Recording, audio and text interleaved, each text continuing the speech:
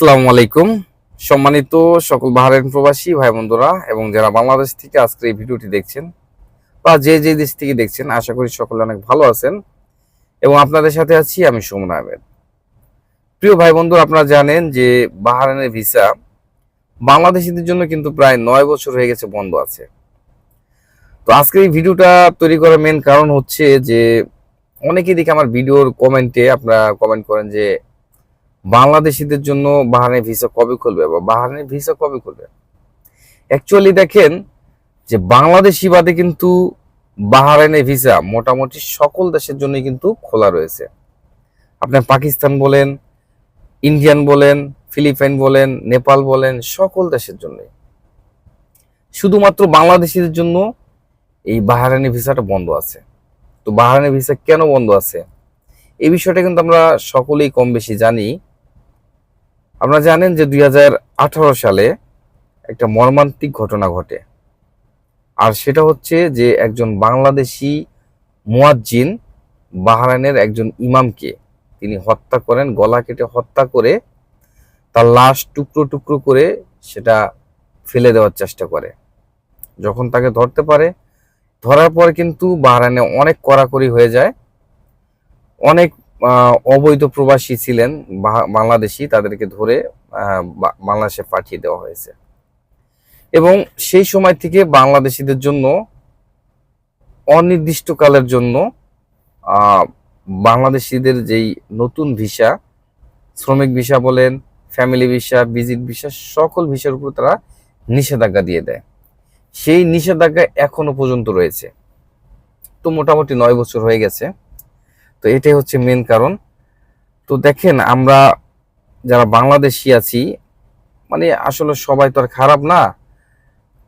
কিছু খারাপ লোকের জন্য কিন্তু বাংলাদেশিদের বদনাম। আর আরেকটা বিষয় দেখেন যে এই দেশে কিন্তু বর্তমানে পাকিস্তানি অনেক পরিমাণে, মানে পাকিস্তানি কিন্তু এখানে অনেক আকাম কুকাম করে, তারপরে কিন্তু তাদের ভিসা খোলা আছে। আর এটার কারণ কি সেটাও কিন্তু আপনারা অনেকেই জানেন।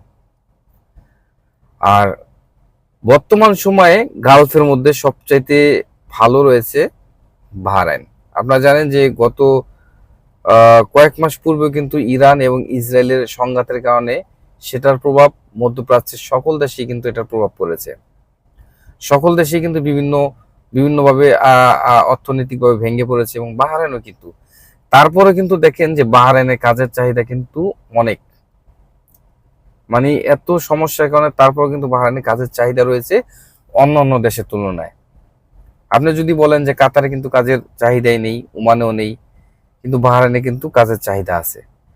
সৌদি আরবে কাজের চাহিদা থাকলেও সেখানে তারা বেতন পাচ্ছে না, তাদের ভিসা লাগানোর সমস্যা হচ্ছে, তারা যদি কফিলের কাছে টাকা দেয় টাকা মেরে দিচ্ছে, মানে বিভিন্ন ধরনের সমস্যা। ভিসা লাগানোর জন্য অনেক টাকা লাগে, কিন্তু বাহরাইনে কিন্তু দেখেন আপনি ভিসা লাগানোর ঝামেলা একেবারেই নেই। আপনি যারা এলএমআর ভিসা আছে তাদের ভিসার টাকাটা এখন পেমেন্ট করবেন, 1 মিনিটের মধ্যে আপনার ভিসা রিনিউ হয়ে যাচ্ছে। আপনি বাংলাদেশ থেকে বসে বসে কিন্তু আপনার টাকা দিলে আপনার ভিসাটা রিনিউ হয়ে যাচ্ছে।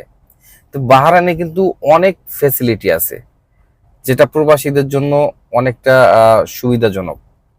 তো এই কারণে কিন্তু অনেক প্রবাসী যারা আছেন, যারা বাহরাইন থেকে চলে গেছেন, যারা বাহরাইনের সুযোগগুলো উপভোগ করছেন, তারা কিন্তু বাহরাইন আসার জন্য আগ্রহী।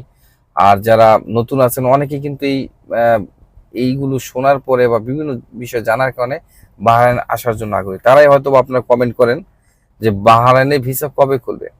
দেখেন, বাহরাইনের ভিসা খুললে সেটা বাংলাদেশ এম্বাসি আছে বা বড় বড় প্রতিষ্ঠান রয়েছে, সেখান থেকে আপনারা জানতে পারবেন। এটা আসমানের চাঁদের মতন আপনারা জানতে পারবেন যে বাহরাইনের ভিসা বাংলাদেশের জন্য কবে খোলা আছে, কবে খুলবে বা খোলা হয়েছে কিনা।